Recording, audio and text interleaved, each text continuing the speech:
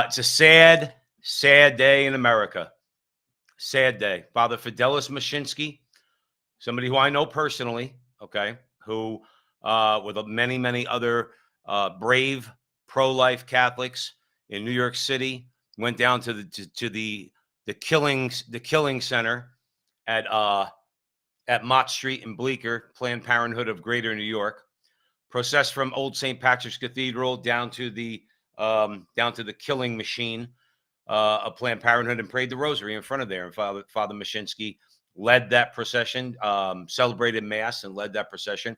I don't want to give anybody the wrong impression.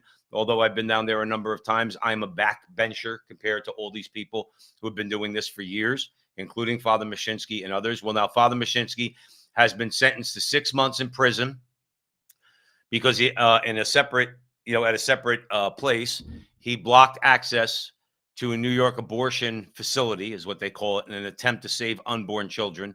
This was reported from LifeSite News. And Father said, quote, "It is almost surreal in these courtrooms to listen to the prosecution and the judges." Actually, that was Teresa Bonapartis, who's been on the show a number of times. She says, Father Mashinsky is made out to be a career criminal, while the slaughter of innocent human life and the destruction of their mothers and families takes place, is never even mentioned or allowed to be mentioned in the court. Now, I want you to catch this language, and you tell me we're not living in some sort of dystopian society, okay? And this is for anybody up in Canada, same down here, priests, religious, evangelical pastors. You do something like this, you get arrested. And Father Mashinsky is not a stranger to being arrested, all right? But now he's actually going to be going to jail.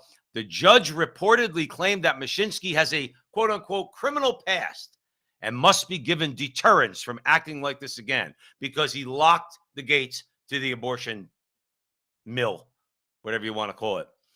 And the prosecution wanted restrictions placed on him with pretty much anyone who's pro-life, that and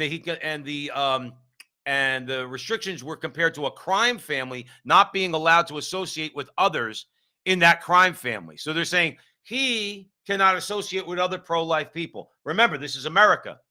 This is America we're talking about.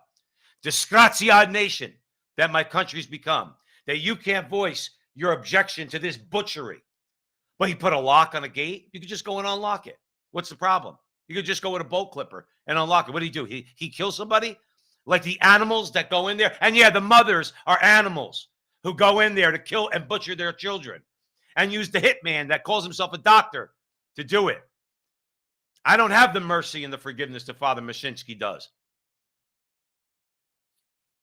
Father Mashinsky said, "I was also aware of the evidence compiled by the House Select Panel on Infant Lives that Planned Parenthood." Now, follow this. Now, Father Mashinsky is guilty of blocking access to the Planned Parenthood.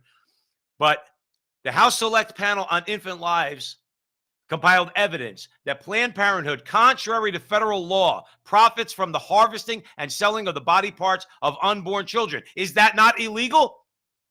This is contrary to federal law. He goes on, "This grisly trade in human tissues and organs is deemed by many as revolting and sickening," which it is, "since it reduces human beings to mere objects that could be bought and sold."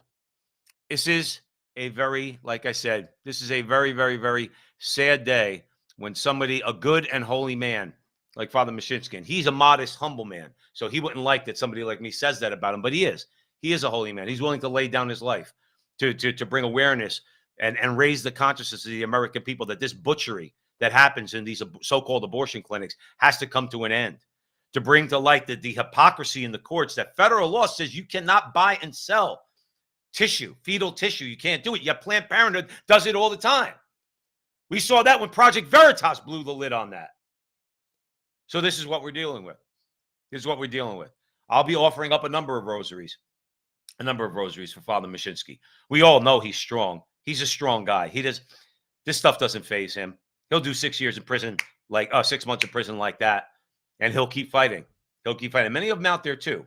Many others out there too. But in this case, Father Mashinsky's finally, after been arrested numerous times for not just this, but also Red Rose Rescue, where pro-lifers go into the lobby of the, let's just call it abortion clinic for the sake of the conversation, and gives gives a red rose to the women that are sitting there about to kill their children, all right, and offers them information as to, and alternatives. And they've been successful. They've had turnarounds.